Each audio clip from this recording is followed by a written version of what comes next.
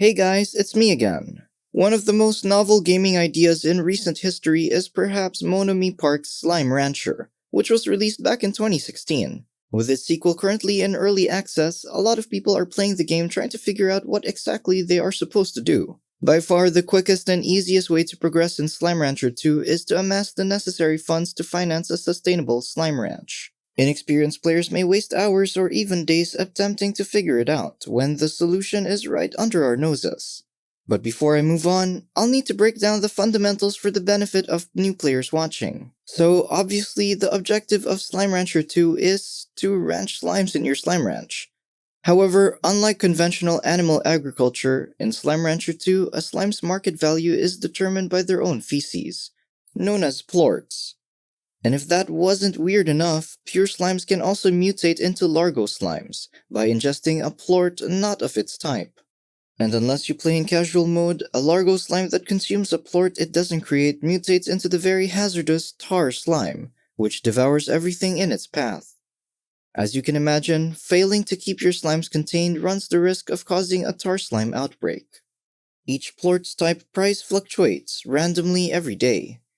For now, you can ignore this, as you'll need an insane amount of investment money to make an unlimited amount. I promise you that by the end of this tutorial, you're going to have more money than you know what to do with. So here's my new save file with tar slimes enabled. As you can see, first things first, the pink slimes are to be completely ignored. Their plorts are a poor return investment. A pink slime's main advantage is that they can eat all types of food, which makes using them fairly straightforward. Although pink slimes can be used to a new player's advantage, it's better to disregard them in favor of higher return investments. The first thing you have to do is collect 20 yellow cotton slimes and as many fruits and veggies as possible. Plorts you find along the way are also useful for cashing in.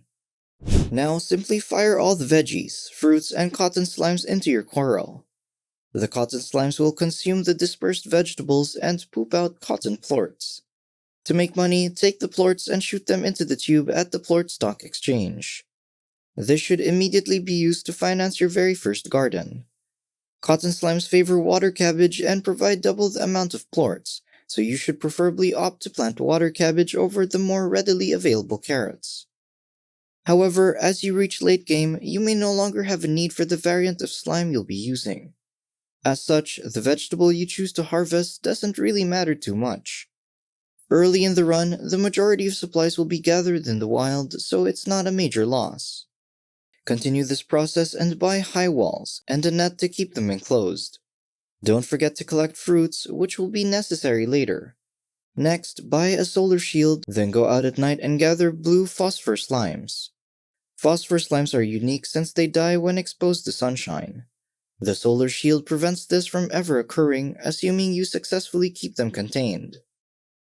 Introduce 20 phosphor slimes into the coral of cotton slimes, and they should immediately start devouring the fruits you've been storing up. The phosphor slimes poop out blue ports that turn the cotton slimes into phosphor cotton slime largo slimes. Likewise, cotton plorts will cause the same effect on phosphor slimes. They produce more plorts and actually share the traits of both slime types.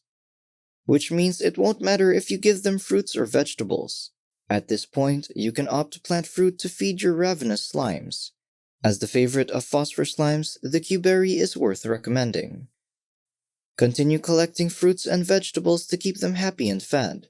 Again, I cannot stress this enough. Ensure that each and every slime has a smile on their face. If you won't do it for them, do it for your slime ranching career. Agitated slimes are especially challenging to control. This is actually a very large amount of slimes for one coral, so making money out of it at this stage will require a little babysitting. Make new gardens with fruits and veggies to help nourish your slimes. If you continuously go out and get the materials you require, you ought to be able to comfortably feed them at this point. Next, you'll have to make another coral with the same high walls, net, and solar shield upgrades. Be deathly afraid of shooting different types of plorts into the coral, as even one mistake can result in a tar outbreak. And to this end, you should really keep the pink slimes away from your corals. Dispose of them in the sea if you must. Don't worry about them.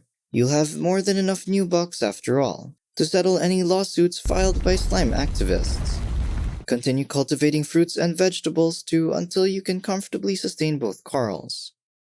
Be sure to upgrade your gardens and always purchase the scare slime first to fend off wild slimes. Finally, you're going to need the last 3 coral upgrades: the music box, auto feeder, and plort collector. The music box is an outstanding quality of life upgrade in that it makes agitated slimes less hyper and easier to contain, while the auto feeder helps by providing food you dump into the compartment at regular intervals. I recommend setting the bar to max, as the auto feeder alone isn't enough to keep all of them happy. But the real game changer is definitely the plort collector.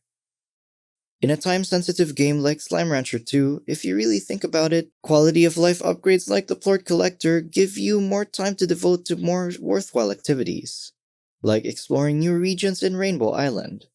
After buying the Plort Collector, you just need to sleep, feed the slimes, replenish the auto feeder, and sell plorts. Rinse and repeat, it's that easy.